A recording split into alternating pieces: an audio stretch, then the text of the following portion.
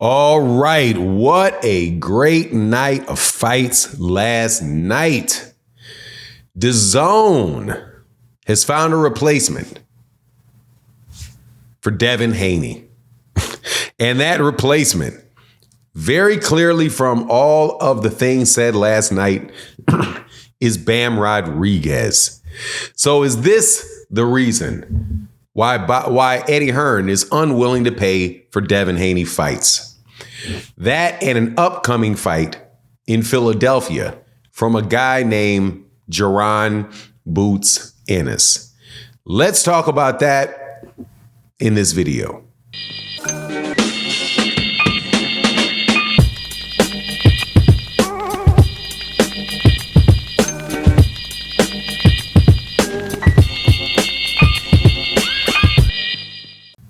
All right, welcome back to the channel. It's your boy Fanon, and in this video, we're going to be in the 115-pound division and the 147-pound division. Man, I very rarely talk about 115-pound division. However, it is relevant to the ongoing discussion we're having on the channel, and that is Bam Rodriguez being the new face of boxing. Yeah, that's what they said on Dazn. Or did they say, this is the Bam Rodriguez era? Yeah, they did. It was one of those monikers that they wanted to put on Devin Haney that they're now putting on a guy that very well could be filling up the Alamo Dome in San Antonio, Texas, which is not a small arena, on a regular basis because of his skill, his demographic, and the exciting outputs of his fights. And you could hear them say exactly what they were saying about Devin Haney in the Regis Prograis fight, right when they were promoting him. So it just made me wonder, since Eddie Hearn said that he's not partnered with Devin Haney anymore, and they were not willing to pay for certain fights, I wonder where the budget went. I think the budget is going to Bam Rodriguez. And I think the budget is also going to another guy that will be fighting pretty soon, Jaron Ennis. Now, before I get into the details, let me welcome you back to the channel.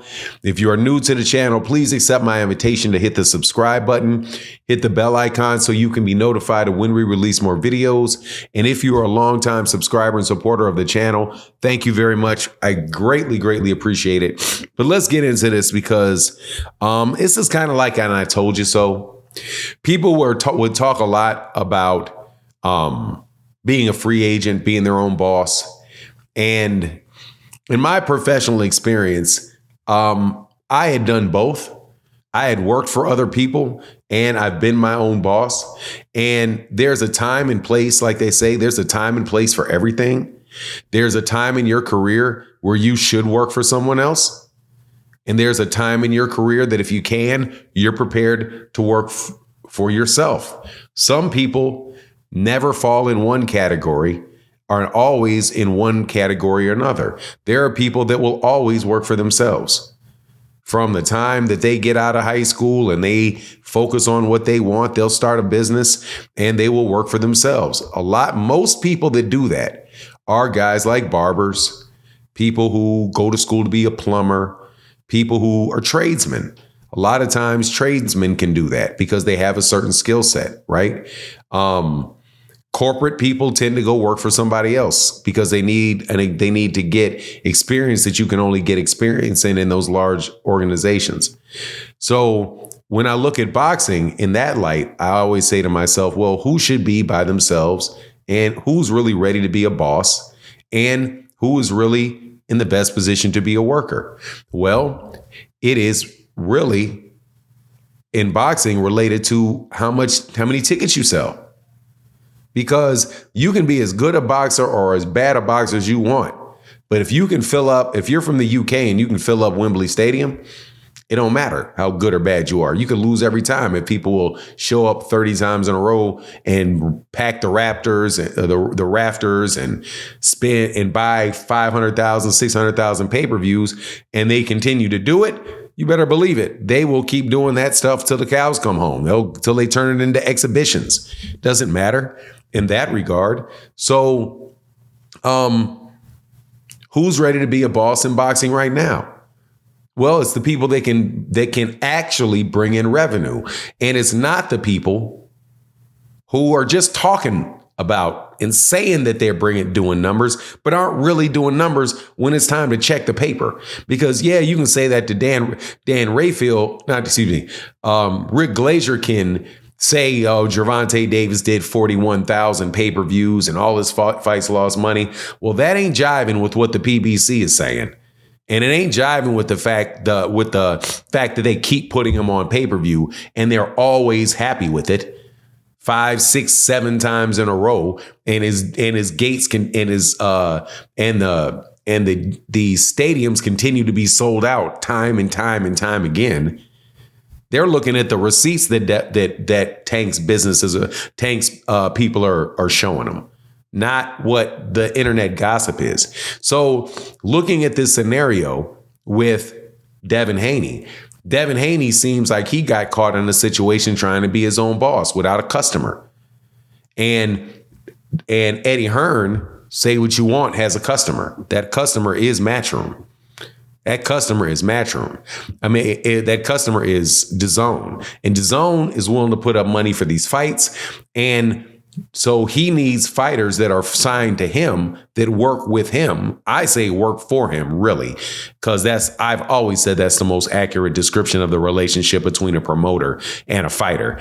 Even at your own job, your promoter, your boss at your own job can't make you do anything. If you want to leave, you can leave. They can't lock you there, right? They may say, okay, we don't want to do business anymore, whatever. But even them, when you have the 1099, you can decide what projects to take and not take under a 1099. But whatever the case is, Devin never wanted to latch down and commit himself fully to Matchroom. He didn't want to latch down and commit himself fully to Top Rank.